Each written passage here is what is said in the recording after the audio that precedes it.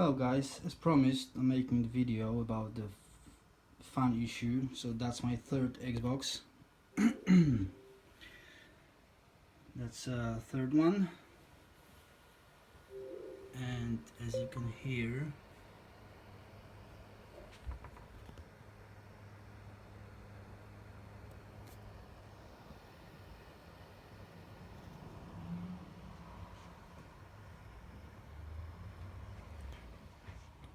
so it's running,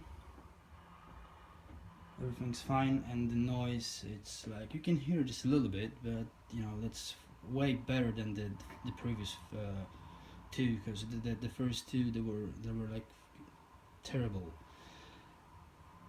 So I hope it's gonna help you.